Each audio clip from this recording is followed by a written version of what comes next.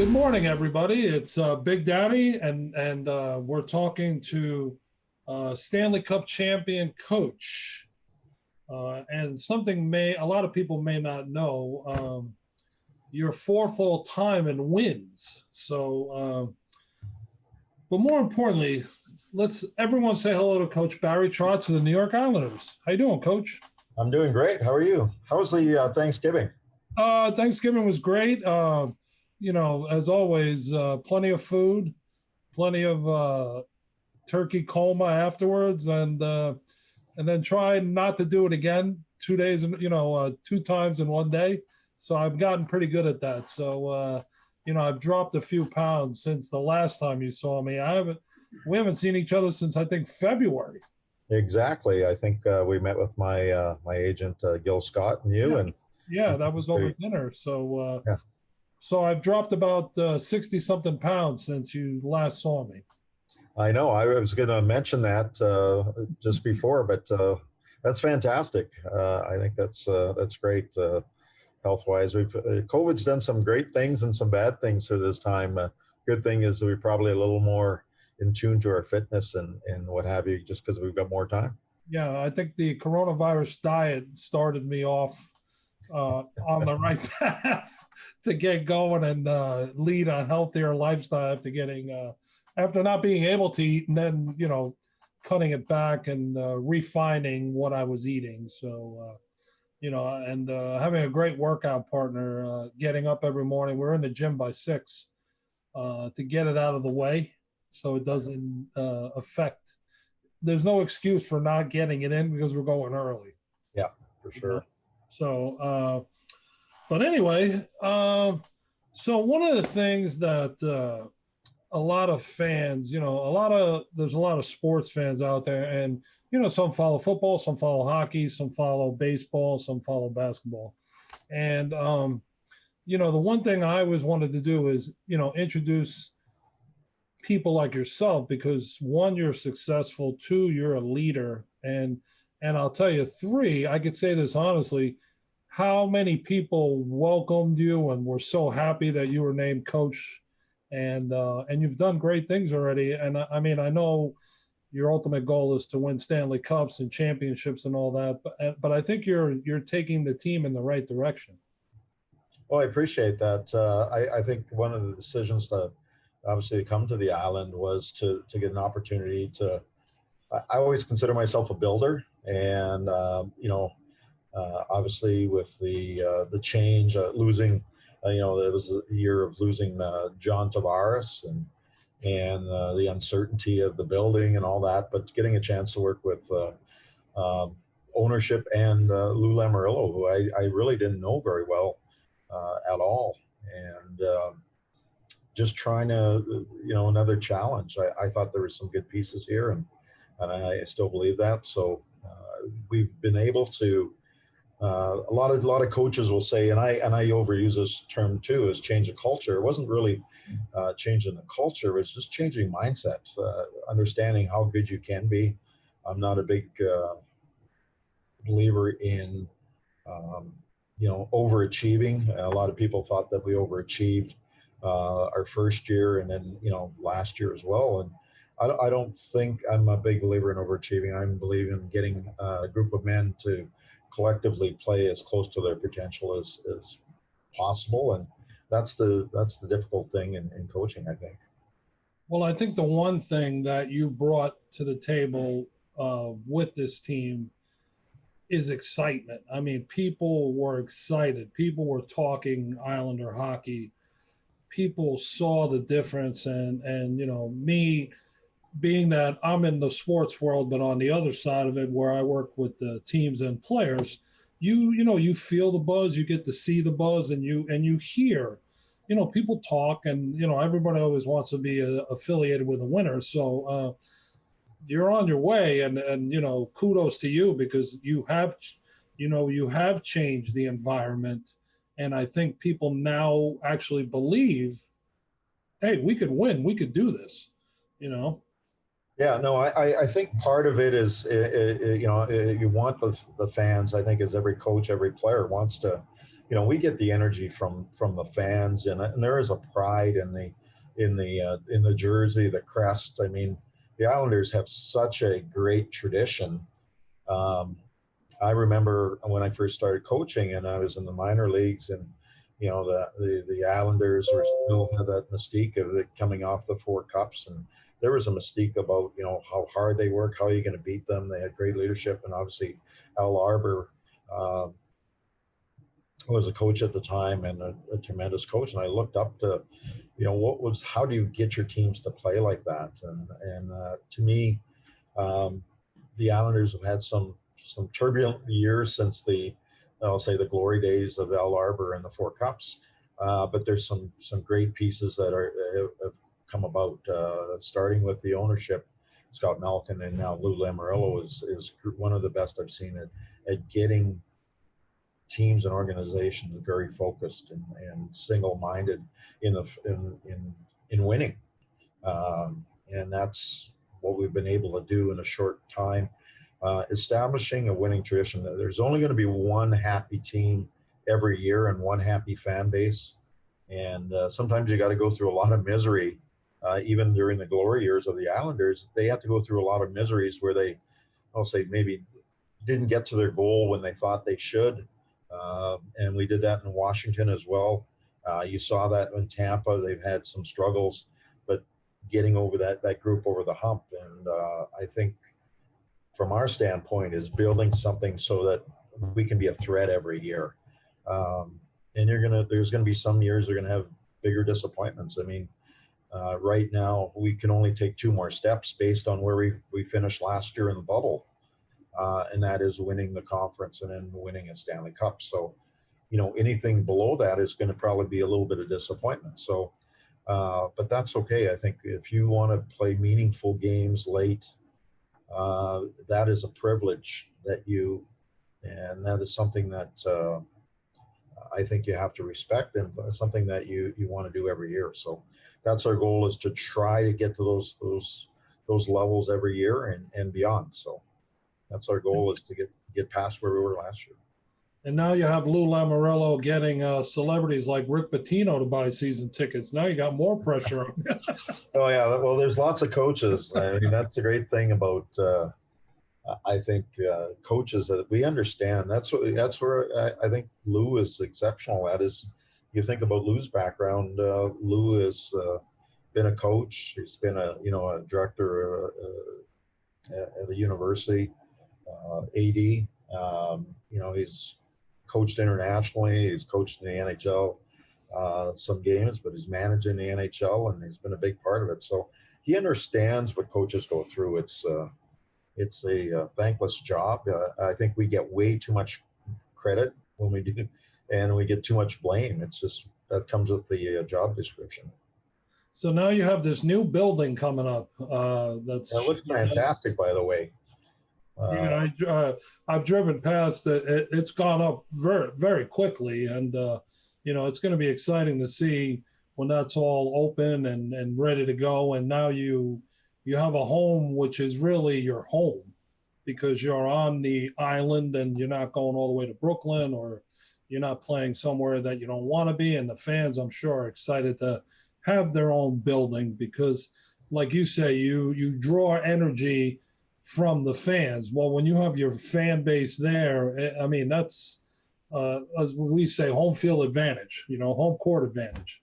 Yeah, no question. I think the Belmont, that building, once it's complete, will really enhance this franchise. I think one of the struggles that has been for the Islanders and a little bit of free agency is, I know everybody respects the group that's put in place here now, but from a free agent standpoint, if you're saying, hey, you can come into the Belmont Park, beautiful rink, you've got a strong organization, a strong team, and you're doing that, or you have to go to two different rinks on different days, and you've got some days it's going to be a 45-minute hike to get, or an hour hike to get into the rink, and then after post game. So that, I think, from a free agent standpoint, all that it's going to be a real bonus, and I think it's going to help our franchise, and it's a source of pride because you even as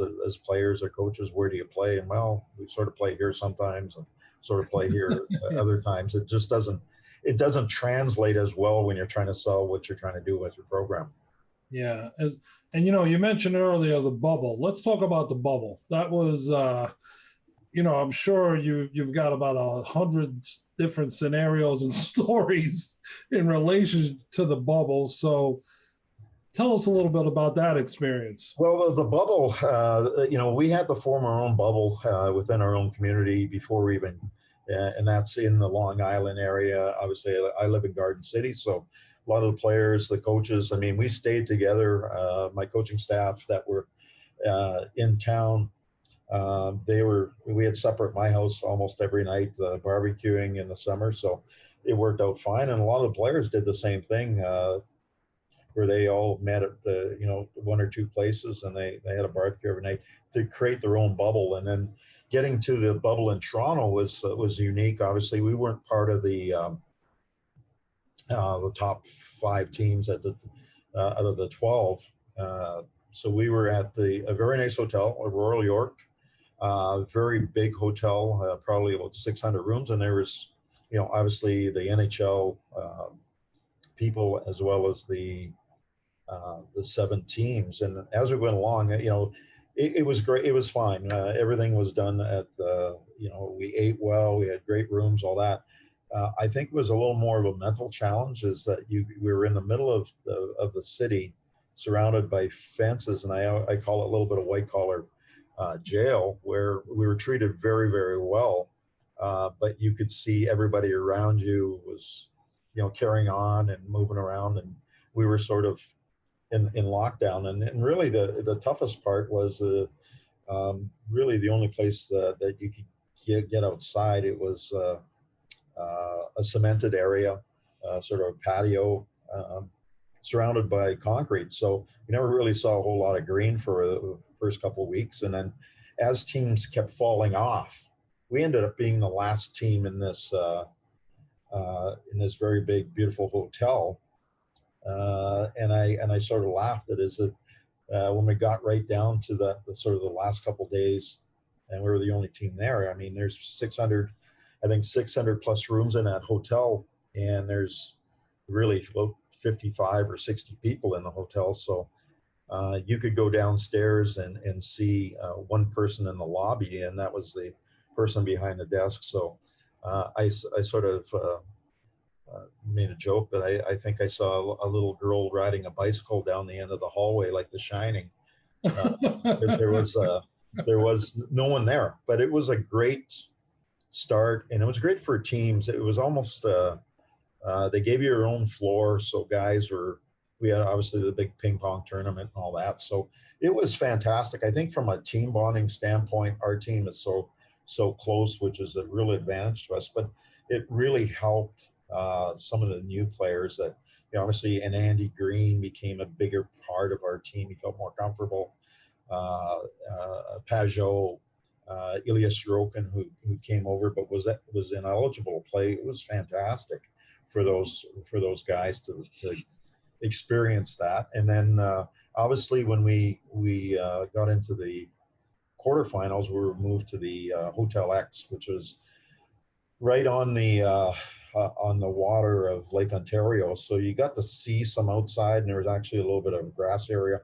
You could actually walk over to the soccer field, BMO Field in Toronto, which gave you a little more room, which was a good mental break for us and for our group, because mentally we were in we had to get through the play-in round, and then we have to get through the caps, and and then we got to have to play the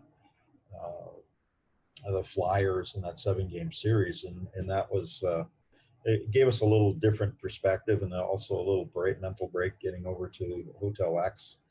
And then obviously going 7 games with the Flyers was a real good test for us.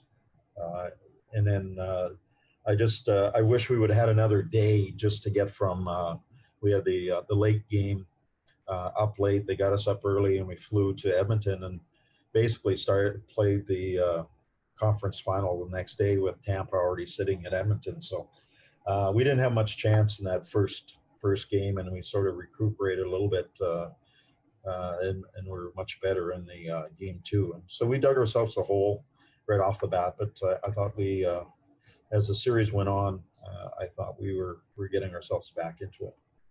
It was, I'll tell you, it was so exciting to watch the playoffs and watch you guys in it. And you know what? It brought life back to a lot of people, especially being, we're all cooped up. No one can go anywhere. And then you would say, I would even say, well, at least I know I'm going to watch a hockey game tonight. Like I got something planned, not just laying around or reading a book or whatever. The games were exciting. And obviously I wish you guys could have went all the way, but you know what? There's next year. And I think you're obviously taking the team in the right direction. And people are excited to see what the Islanders are going to be like this upcoming season. Yeah, I think this whole Metro division is going to be really a tough division. You see where I think the Rangers have, obviously they've got some really good talent that they've accumulated and through free agency as well as through the draft. They've lucked out on a couple of their, getting first overall and the second overall pick in back years. I mean, that's. I feel bad about a little bit about the draft. That a team like Detroit, didn't get a higher pick, but I think everybody knew the rules going in. But and then the Devils are rebuilding and got some really good pieces there. So you see what Philly is a really good young team that they're on their way up, and so this whole Metro area, obviously my former team, the Caps, are still got lots and lots of high-end talent. So and then Carolina, who I think people don't realize how good that team is. So this whole division is it's going to be a bear for a long time, which is great for the fans. It's great I always think the best teacher for your teams are good competition. And when I was in Nashville as a expansion coach, I always said that the Detroit Red Wings and Chicago Blackhawks, they were running off a number of cups during those the early years. They were our best teachers to become a competitive team. So now hockey is starting obviously a little bit later than the normal. When would you like the NHL season to start? That's about 4 months ago. I kind of figured. I was like, when I asked this question, I go, I'm probably going to get railroaded. But yeah, no, I think we're creatures of habit, and obviously this we understand what the world is going through, and it's not convenient, if you will, for anybody right now, and a lot of people are suffering and all that. So there's no complaints. It's just like everybody else, you want things to go back to a little bit more to normal. And so I think like hockey players, as the weather turns cold, we want to be playing our game, and the summers are for when you actually relax a little bit. And I think eventually getting back to those time frames would be great, but we understand it's not normal, and we have to adjust, and just like society, I think we have to be giving of ourselves in terms of understanding that it's not normal right now. So just you got to deal with it, and it's okay. It's what life is thrown at us. And I look at the generations before us have gone through a lot tougher times than we have right now. Yeah. We just have a bigger platform to voice our opinions and our complaints than our previous generations, I think. So what is your days, like let's say, today's Monday. So what does your day or week look like now? Because you're obviously not doing the physical, the coaching part. Is it more administrative, game planning, all that? It's more of that. I think what I've learned during the bubble, I try to keep my days as normal as possible. So when we broke off, I was on Zoom calls with a number of different coaches around the league. We call it Coaches Cafe. We had about 50 coaches. Um, it was started by Steve Montgomery and John Goyens, uh, two good young coaches. And they what they did is they reached out to John was in the junior ranks. He reached out to a number of junior coaches. Um, Monty reached out to some NHL coaches like myself and Mike Babcock and Ken Hitchcock and some of the older coaches in the league. Um, and then they called some American League coaches and that. And we probably started off with 25. We probably ended up with 50. And we just brought up topics. And it wasn't, it was, how do you deal with your extra players? How do you look at different aspects of the game? So we were doing that Monday, Wednesday, Friday, right through for about 3 or 4 months. And we had different speakers on. Jeff Fisher, who's a friend of mine, spoke about some of the things that they deal with in football. And Scotty Bowman came on, and Jacques Lemaire, and how they see the game. Dave King, from our aspect. We had some of the media people, analytics people on, talking about what they look for, and it was really informative. And I think tried to keep our days normal. So the morning was all about my profession and trying to get better. And then in the afternoon was wife projects that she gave me and projects that I put off, getting those caught up. And then I have a special needs son, so trying to do some of those things with him after school, be it we have a trampoline, we have a tandem bike that I go with him on and stuff like that. So getting him some fitness and doing some stuff like that. So I tried to stay fairly current and regular. And now, for the most part, I come in the mornings trying to do that routine. Today I was looking at changing all our training camp presentations. I think it's going to be a very short camp when we get back playing. And so I'm just refining it a little bit, taking some things that we took from our experience in the bubble, that training camp, as well as things that we refined during our time playing. So, and adding current clips or films and talking to our coaches and players and make sure that they got everything they need. So here's one of the things that we talk about on Big Daddy and Friends is like a trending thing. So, or an issue that's going on right now. So we're going to now use, I don't know if you knew this, but the Denver Broncos yesterday, they played a game and they did not fare too well, but they had 3 quarterbacks get coronavirus. So they played with a running back that played quarterback, didn't fare too well.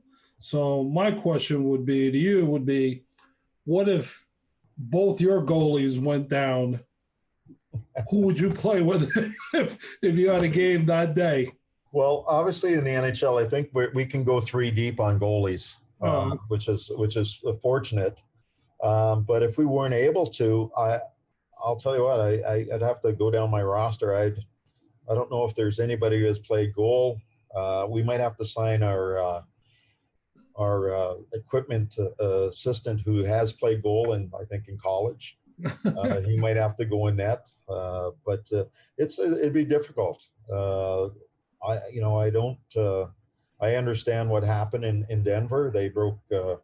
There's reasons. There's protocols in place. Yeah.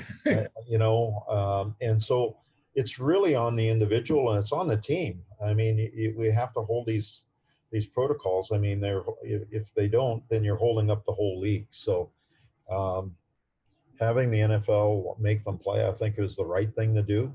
They didn't take ownership. I mean, I think nowadays, and I'm big on this, and I'm big on accountability. Mm-hmm. Accountability, what I find now for us in society, everybody wants accountability until it affects us. Yeah. So, I think accountability, everybody plays the blame game. From what I understand, and those are just what I hear on TV, is that, they all had their masks off. They didn't have the distancing. They didn't have their trackers on that they have in terms of that. So all those things, they broke all the rules. And so, I think the NFL made the right call in saying, hey, you got to play the game. It's not on the NFL to hold your hand and make sure that you do everything safely. It's on the individuals and on the team. So I think those same type of protocols, when we get back playing, are going to be important. They're going to be an advantage for you, a team that can stay disciplined in those areas, stay healthy because of COVID, and eligible is probably the better word. Then you're going to have an advantage. And we're in a team sport, so I'm big on that. So here's a funny story. I relate this to my college playing days. We used to have a test that we had to run 6 laps around a track, and you had 12 minutes to do it in. And as a lineman, 280, 290 pounds, it's not always the most fun thing to get done. But I made sure every year I had never missed that, because I did not want to run after practice, because what they would do is, if you didn't make that run, after we did our running, they would pull you to the side and you would run with the strength coach till, I guess, he felt that you were in shape. Yeah. So I was doing a little research, and I wanted to know what hot laps was all about. Share that story with me. Yeah. One of the things that I talk to so many coaches, the young coaches, and I think sometimes we take ourselves way too seriously. And someone will ask me, well, what was your best, I do these coaches clinics, and, what was the best decision you ever made? And I've had a lot of difficult decisions, but the best one I ever made was the hot lap. In the hot lap, where I was with the Washington Capitals. We were in Tampa Bay, Game 7 of the conference final. We win that game. We go to the Stanley Cup Finals. And Ovi started, Alex Ovechkin started a thing with Jay Beagle. At the start of the playoffs, they would do a lap to get the morning skate going. And it was called a hot lap. And I think Biggs he was one of those guys that fourth liner that really would drive the group. And he wanted to get Ovi going, because he knew that we couldn't win without Ovi really going. So he convinced Ovi of this hot lap, and sort of taking ownership of the attitude of the team before the game, And so right through the playoffs, they would call out a guy each time, and the guy would do a hot lap, and then that would start the morning skate or the practice. Well, there's a lot of tension, obviously. I think we were playing Tampa. We had won the first 2 games in Tampa. Then we lost the next couple, and we were down 3-2. We won in Washington, and we were playing Game 7. And you could tell there was a little bit of there's a weight on everybody's shoulders. And I'm walking out to the ice, and it was extra quiet that day.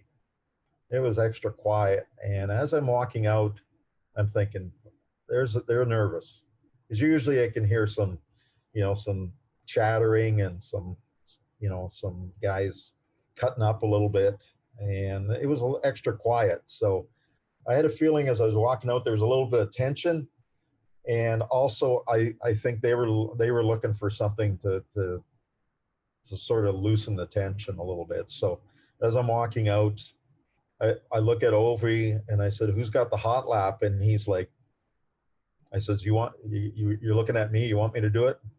And he just sort of said, I think I do, And so I went around the ice. It took me about 16 seconds. I went as fast as I could with my old man body. And I watched it. Almost did it at the end. You can go on YouTube. Yeah, I watched it. It was good. And I tried to do it right at the end. Ovi would drop his knee. I tried to do that at the end, but I almost bit it. So my rudder wouldn't get down and all that. But one of the best coaching decisions I made, I think what I say to young coaches is, don't take yourself too seriously, because there's times when your team's going to need you. And if I know some coaches that I coach with, and I know some coaches I coach against, if a player would have said, you know, would you do it? They wouldn't. They just Yeah. wouldn't. They just have a persona or ego about it. I don't. And so that was, to me, one of the best coaching decisions I've made, because the players were basically saying, we really need you today. We need you to do something out of the ordinary to get us rid of the tension. I did the hot lap, and we were as loose as a goose, and we played great that night. And we went on to the Stanley Cup Finals, and we ended up winning the Stanley Cup. And to this day, they all laugh about the hot lap, because they took a big weight off their shoulders. So best advice is don't take yourself too serious sometimes. Well, you know what? Like I said in my research, and when I saw that, and then I watched it, it was like, wow. I'm not going to tell Coach. I'm just going to bring this out and let me hear his interpretation of the hot lap. And that's a great story. That's definitely a great story and I'll share it too with other people. So, and then, you know, one of the things that we talk about on the show real quick is we try to add a great food story. So, you know, obviously when you look at me, you think of food right away, because I always meet everybody in a restaurant, in wherever there's food. So obviously when we first met through your agent and, you know, friend of mine, Gil Scott, we met at the, you know, best pizzeria in New York, Umberto's in New Hyde Park. And, you know, to share that, I always like to share anything that's positive with people, especially food. You know, food, yeah. Everyone loves food. Everyone likes pizza. And you guys had that Last Supper set up there at that table. So from watching you guys all smile and everything, I'm like, okay, Coach is enjoying the meal and his family likes it. So, you know, Umberto wanted to make sure that he welcomed you with open arms, and you enjoyed it. I did. And like I say, that might have been the best pizza I've had in New York. And I've tried to find those good spots, but right now the mom and pop places are the best. Yeah. I'm not into the big chains, but that was a good meal. Yeah, he's been doing that. I'm 55, and I met him when I was 9. So he's been at that game for a long time, and I could say this body's had a few of those pies. You know? So, but in ending, you know, I have to say this is a new show, and I'm so honored and so happy that you came on, and I want to introduce you to all the fans, and you know, it's a great to become friends and brag about you and cheer you on at the same time, because all I want is success for all my friends, and to keep winning and doing the right thing. Well, Big Daddy, one of the things I think I have a good understanding of people that I meet that are caring, and you're one that cares. And Gil has said nothing but great things since we've met, and I understand why. And every time that we do meet and talk, we'll have to meet at Umberto's and share a pie so that we're not getting the calorie count too high. Yeah, absolutely. Yeah. Instead of my own pie, I'll split it with you, you know. We'll have to split it one or two ways. Yeah. Yeah, exactly. Sure. So I want to say again, thank you so much for being on, and we'll do this again another time, and I look forward to seeing you down the road, and good luck this year. Thank you. And I anytime have me on. We'll I got to ask you a question before we go. Sure. Best thing you saw on Netflix, Hulu, what's trending there for you? Wow. Well, you know what? I'm not a big Netflix or Hulu kind of guy, but I will tell you that during the whole lockdown, so to speak, the movie that really caught my eye was Green Book. Okay. Yeah. Did you ever see that movie? Many times. It's one of my favorite. Yeah, I saw that. I must have seen that like 5 times in a 3-month period, because it was just so inspiring, and you know, you learn a whole story, and how it ends, and learning. I learned a lot from that movie. Yeah. How appropriate that was for this time where Yeah, our country is. yeah, So absolutely, absolutely. it's one of my favorites too. It's I love that. One to any sports fan or like a lighthearted fun, but actually has some coaching traits in it. Phil Lasso. Look that up. That's a great movie to have. Bill Lasso. Okay. Yeah, to the premise is real simple. Um, uh, a couple owns a Premier League in England, Mm-hmm. and they get divorced, and the wife gets the football team, which is the passion of her husband, and she wants to destroy it, so she hires a football coach. Football in England is obviously soccer. Football Yeah. in the States, so she hires a Division III football coach, the coach of Premier League, and it is a good, funny series. But if you really look at it, for all young coaches, I say, watch the coaching techniques, and it's nothing to do with X and O's. I will add that to my list of things to watch immediately, and then I'll have to share with my younger brother, who's a football coach. He's on the Buffalo Bills staff, Yeah, so yeah, I'll have to share that with him as well. Tell him that you recommended it. So yeah. It's a good laugh, and it's season one, so it's fantastic. well, thank you again, Coach, for everything. And if we don't speak before then, I want to say Merry Christmas to you and your family. And again, thank you for coming on. Yeah, anytime, and happy holidays to you, and stay safe and stay lean. I'm working on it, Coach. I'm working on it. I might have to come over and do some hot laps. Yeah, exactly. I think that alone would get media attention. For sure. So, all right, Coach. I'll talk to you soon, and thanks again. All right, take care. Okay, bye-bye.